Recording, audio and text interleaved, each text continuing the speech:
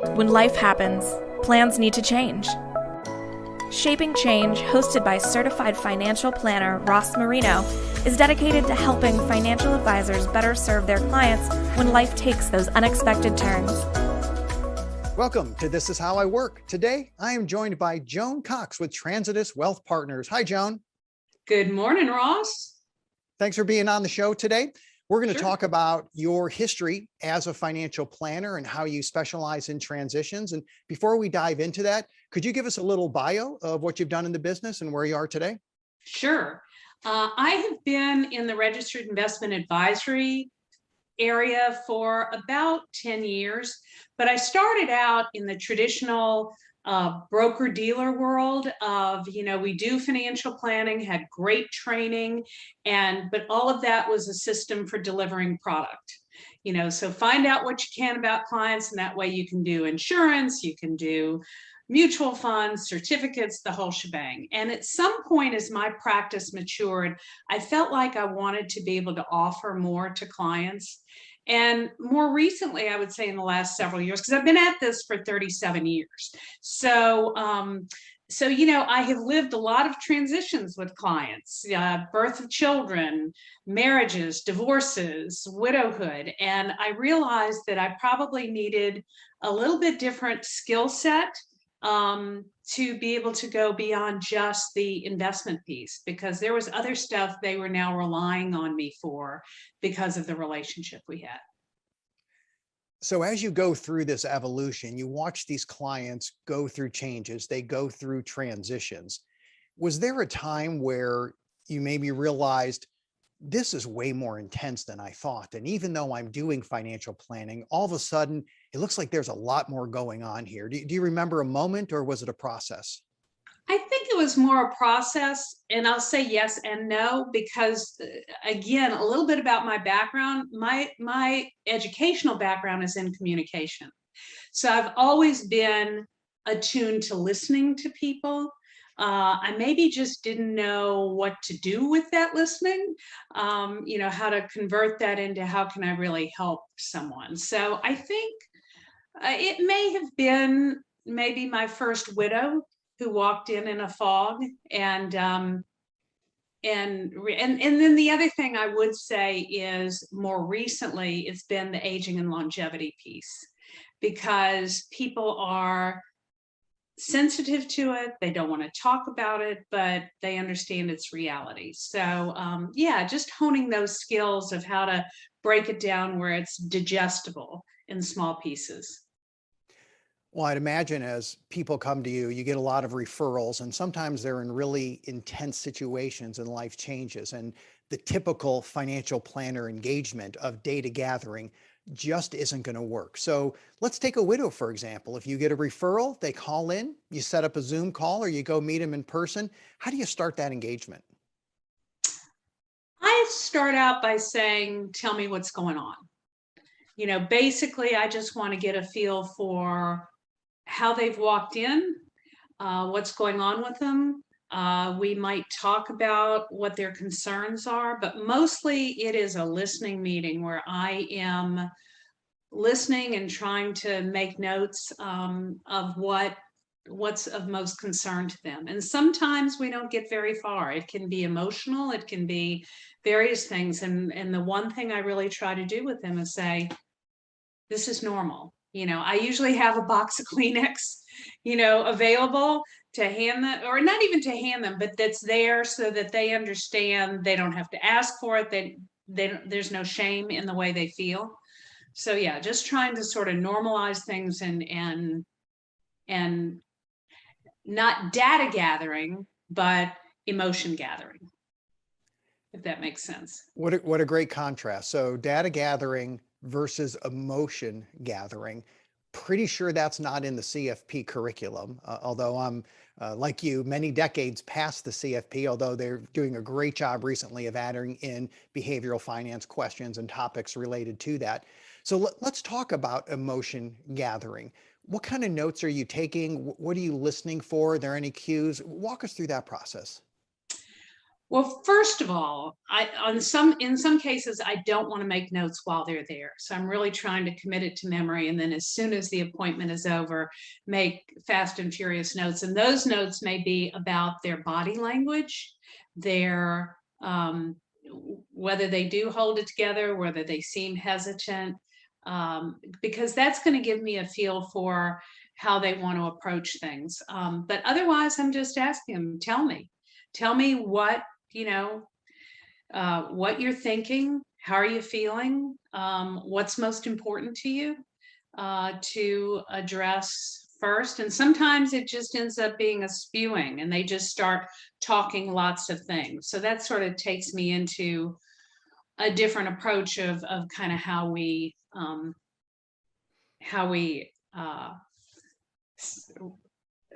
what's the word, like with the lasso, how you rein it in. Yeah. Yeah, I know when you ask, what are you thinking and how are you feeling? People may just start talking. And I know I've had experiences where people monologue 10 minutes straight. I mean, that's a long time for someone you just met to talk. But I'm sometimes really amazed at how forthcoming people really are. Does it ever surprise you or catch you off guard when they just tell everything, they just lay it out there, and we're just hoping for some good details, and all of a sudden 10 minutes later you almost like you got their life story? Yes. And sometimes I'm prepared for it and sometimes I'm not, depending. But I've been at this long enough that there's not a lot that surprises me anymore. So it's interesting to me because the information, this may come from my communications background, I don't know, but the information, aside from the information itself, the facts, it's what they choose to tell me or not tell me, tells a lot about their personality and maybe how we would move forward. How about we take an example of a hypothetical client or just a situation? I know you're faculty with the Financial Transitionist Institute, so you've developed case studies. So how about we just do an example where you have someone that comes in, you're meeting with them. As a CFP, this is what we would do, but because you're a certified financial transitionist, you kind of tweak the process and maybe you went a different route. Can you give us an example of that? Yeah, I'll be glad to, because a lot of my clients up to a few years ago, my transition clients were existing clients. And so you kind of knew where they were coming from. And then something happened and you're there. The trust is already there. So all you need to do is maybe reassure them and gather some data. But I had a woman that came in a few years ago who had really she told me, my therapist says I'm suffering from PTSD. She had moved back to this country. She's from here, but she had lived abroad for many years, but her mother was aging, and so she decided to move back. So that was a transition. And 2 or 3 months later, she went down to her mother's house to check on her and found her unresponsive in bed and tried to revive her. So there was that. And then 3 months after that, same thing happened with her husband. And so she even a year after that, she still hadn't unpacked boxes. I mean, she hadn't gotten to that point. And when she came in, it really was just a matter. She didn't know me from Adam. And I don't actually think she was a referral. I think she looked up this kind of stuff and found me because of I think the transitionist keyword or whatever. And we went through the process. We talked. We really didn't talk about numbers or anything for a couple of months. But she told me about a year ago, and I've worked with her for 3 or 4 years now. She told me about a year ago. She says, the one thing I remember that you told me that first day is, you're going to be okay. I'm going to make sure that you're safe. You don't need to make any long-term decisions now. Just, take a deep breath. And that settled her. And that was something that that really stuck with her. We went on to work on a lot of issues. I mean, she had a long commute to work, and she was very stressed at work and stressed with the commute. And her husband had bought another dog, a puppy, right before he passed away. So now she had, 3 dogs, and it was just, she just didn't know which end was up. And she went back to work with the idea of, I need some normalcy in my life. But ultimately, we did end up doing an exercise, Am I Okay?, where I ran some numbers for her and looked at what sources of income she had and encouraged her that she would be able to go ahead and retire. So it's been a great relationship. So that's a tool from the Financial Transitionist Institute called Am I Okay? Right. Love that tool, right? It's usually just a 1-pager, maybe 2 pages, but when someone comes in, to be able to tell them you're going to be okay, the words sound nice, but the Am I Okay protocol that you follow, that actually shows them that you're going to be okay. Can you talk a little bit about how you use that? Yeah, and actually with her, I discovered further down the road that I made a mistake. So so what we look at is, we do look at the numbers. We look at what she needs, and I run it through. At that point, I'm doing the more technical side of it. I'm running it through my financial planning software, and then looking to see if she's going to make it. And the smart thing to do, which I probably did, was to do a 1-page summary of, this is, however you do it. I do it in PowerPoint. I use graphics because pictures are much easier to process than a lot of words on a page. But so you would do a 1-page where you say, this is what you need, here are your sources of income, and based upon that, here's what it looks like. And letting them know all their goals have been met, etc. I did not know her though. Remember, she was somebody new. So, and she worked in sort of not accounting, but did stuff with numbers. And so I thought she was technical. So I showed her like the very detailed pages of, here's what it's going to look like, year by year, etc. And she couldn't process that. But I didn't know about that until probably a year later, when she said, really, I resent all this, that my husband used to handle all this and I could just work and travel and do what I wanted to do. And I'm looking at those numbers and I think, well, I spent more than that this year. And so I realized it was a good learning for me that I needed to go back to just keeping it simple, reassuring her that she didn't need to see all of the numbers, because that just created more stress for her.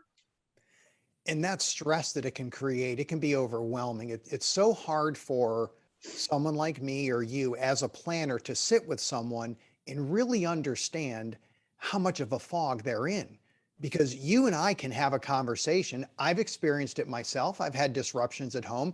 I've experienced it with clients. You have a conversation, 3-4 weeks later, no recollection whatsoever.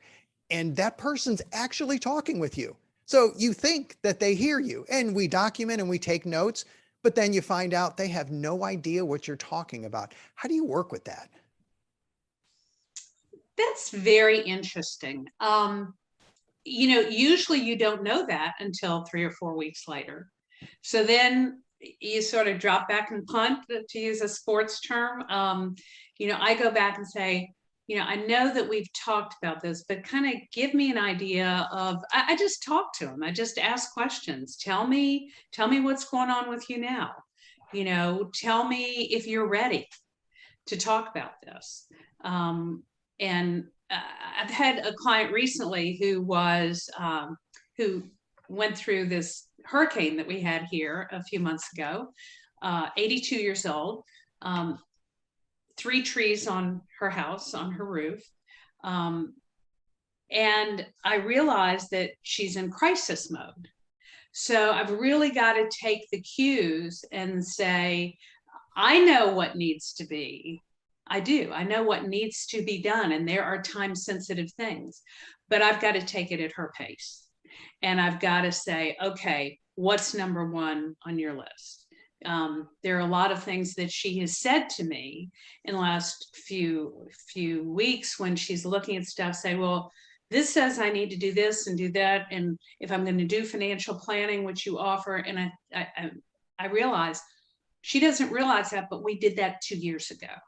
So, it's that, and that has nothing to do with age or that kind of cognitive stuff. It's just, so that's when I realized, okay, we need to take this piece by piece. And so sometimes it's a matter of sitting down and looking at what you're using and whether it works. I often will call on one of my fellow transitionists, and they call on me, and we'll have a call and I say, okay, what am I not seeing? Here's the facts for this client. And I've had them ask me questions that made me realize we all come to stuff with biases, our preferred method of dealing with stuff, or our preferred type of person that we work with. And when you get somebody that's off the beaten path, sometimes you need a gut check. So I guess I would say that, and one of the things I sound like I'm stomping for transitionist work, but I am, because it's just a tremendous group of people who are willing to share ideas and strategies and say, no, I think, you might want to go in this direction. So, yeah, I've kind of rambled, but does that answer your question? It does. It does. And it's what it just shows to me. And I love this about the work of being a transitionist is we know everybody's unique, but now we really learn that everybody's unique. And gathering data to use Money Guide Pro or eMoney or whatever software you use, it's valuable. Going through the planning process, it's valuable. And we may give lip service to everybody is unique and everybody has their own goals and how they think and how they feel. But when you go through a transition with somebody, you realize that their journey is theirs alone.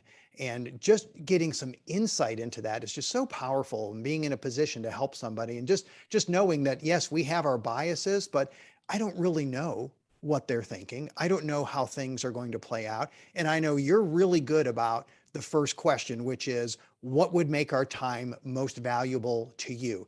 Great question. I try to remind myself to say that as well, because we have a bias going in. They're coming in. We have some history. We know what needs to get done in this meeting. We don't know what needs to get done. We have our own ideas, but they're going to have their own agenda. How many times do you ask that question and someone tells you this is exactly it and it wasn't exactly on your checklist going into the meeting? Oh, a lot, absolutely. Or they will admit that there's something that they want, but or that they'll mention what was on my agenda, but that isn't the first thing they want to talk about. It's also really helpful, just like we say, what's going on? How did you get here? You may find that they've had a change in their life that they think was minor, but it does impact stuff. Maybe an adult child has moved home or is out of work, or they feel the tug to, help them. So yeah, it's you learn a lot by just asking those open questions to begin with. What would make our time together most valuable? And has anything changed since we last met? I mean, that's basically, I'm not putting us in the category of doctors, but doctors say the same thing. What's different? So. And that's really the key to being a good financial planner, I believe, is just asking questions.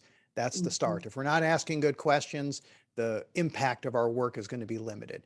How about any final thoughts for anybody listening who's out there being a financial planner, trying to help their clients?